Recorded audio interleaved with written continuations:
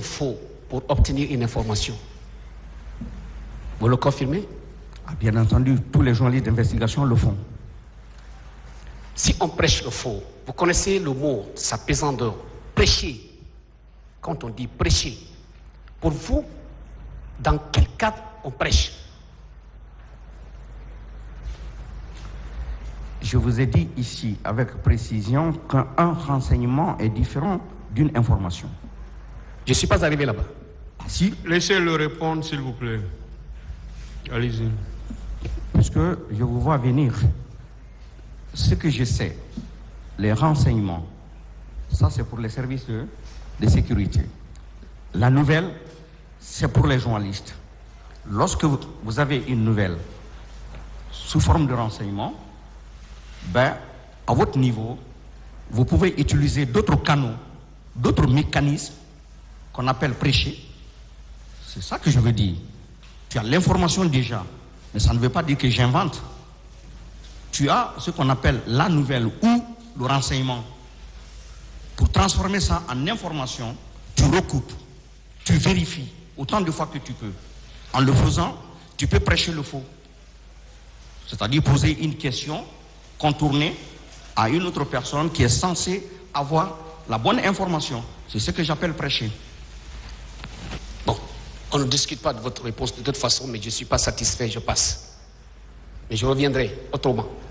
Alors, un journaliste d'investigation, quelle est sa vocation principale? Sa vocation, c'est de fouiner.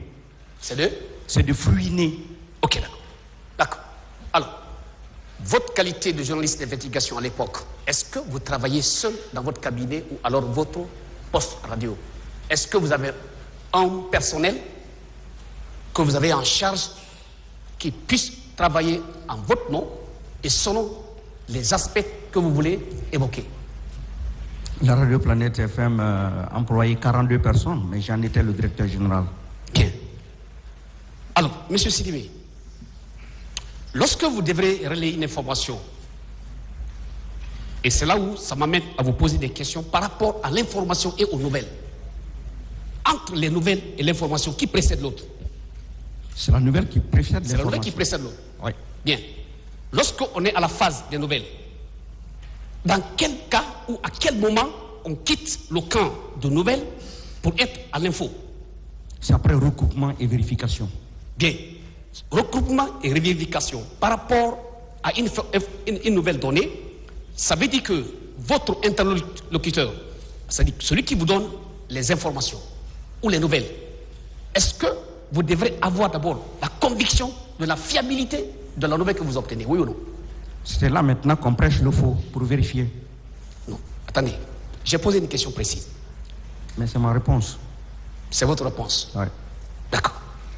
Alors, Monsieur X, que vous avez appelé au téléphone, qui doit vous donner une nouvelle, il vous dit, Monsieur Bandian, à l'instant T égale à 0, Monsieur B est en train d'assassiner Z.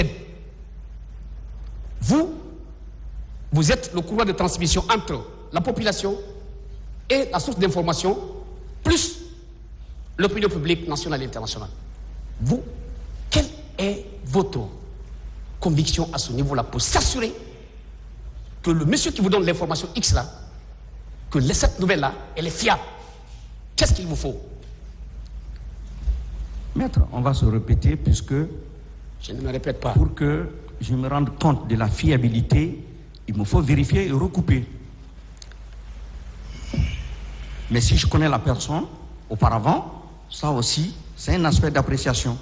Ça peut être un critère d'appréciation de la nouvelle qu'on me donne, avant de transformer cette nouvelle en information.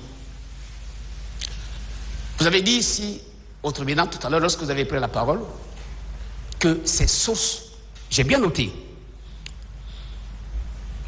que vous n'avez pas la possibilité de vérification. Vous avez reçu les renseignements que vous n'avez pas la possibilité de vérification. À ce stade-là, lorsque vous avez des limites d'obtention de vérification fiable relativement aux renseignements que vous obtenez, est-ce que cette information constitue une information réelle? Je n'ai pas informé, j'ai alerté. Même dans mes propos, vous pouvez écouter. Je fais très attention à mes propos. S'il vous plaît. Si, je fais très attention et j'ai alerté. Vous pouvez revoir sur YouTube. J'ai dit, j'alerte les enquêteurs. J'alerte la justice par rapport à ce qui m'a été dit. Il revient à la justice et aux enquêteurs de vérifier. J'ai le droit d'alerter puisque je suis guinéen choqué par ces atrocités. Personne ne vous dédie ce droit-là. Moi, mon souci majeur, c'est que vous avez opté pour investir. Lorsque vous procédez à cela, vous avez l'obligation de s'assurer que ce que vous obtenez de X est fiable et que l'information peut passer à Y. Maître, je connais bien mes sources, mais je ne peux pas les dévoiler ici. Je les connais. Ce n'est pas parce que ce sont des personnes anonymes. Je n'ai jamais parlé de personnes anonymes. Ce ne sont pas des personnes anonymes qui m'ont appelé. Les personnes qui m'ont appelé, je les connais. Ils sont actuellement en fonction dans l'armée guinéenne. Je ne peux pas les exposer. J'y arrive. Bien. Alors, revenons-en à la situation des camions dont vous faites état au camp Samori. Alors, vous dites que, si j'ai bien noté, et ça vient de vous tout à l'heure, vous avez dit que ces camions ne sont pas des camions militaires. Vous confirmez ça? C'est ce qui m'a été dit, oui. Ce qui vous a été dit? Oui. Bien. Et que dans ces camions-là, il existe un certain nombre de corps. Selon toujours votre source. Vous confirmez? Je confirme. Bien. Alors, qu'est-ce qui vous empêchait? Parce que vous avez une équipe d'une quarantaine de personnes. À vous seul, vous ne pouvez pas peut-être obtenir l'information fiable. Mais vous pouvez mettre en contribution l'ensemble du personnel que vous possédez pour pouvoir obtenir l'information que vous souhaitez obtenir. Qu'est-ce qui vous a empêché de faire un recoupage, n'est-ce pas, d'informations pour obtenir l'authenticité de ce qu'on vous a dit? Maître, je vous l'ai dit ici que j'ai quitté dans des conditions horribles la radio Planète FM le 17 novembre 2013 et qu'après moi, la radio a été vendue. Et les informations que j'ai relayées sur les réseaux sociaux datent de 2020-2021. La radio n'existait plus. Comment voulez-vous que j'appelle un personnel qui n'existe plus?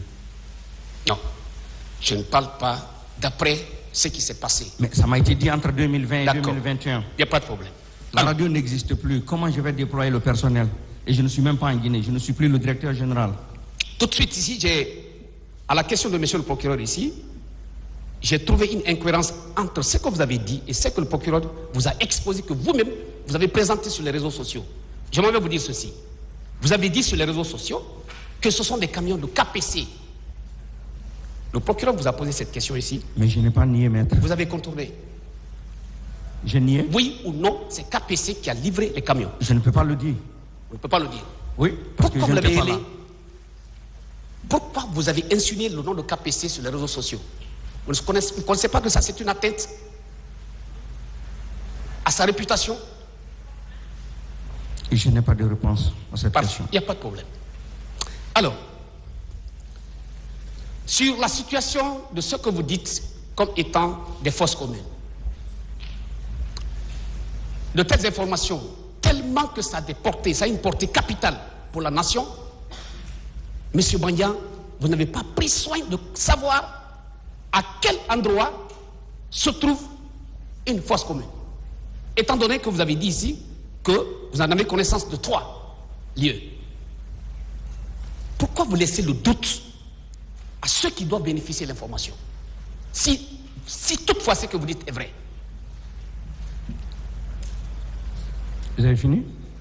Je vais attendre la réponse. Je suis désolé, maître, je ne suis pas là pour donner des leçons de vocabulaire ou de grammaire, mais j'ai bien dit que mon rôle était d'alerter. C'est ce que j'ai fait. Alerter, aller voir.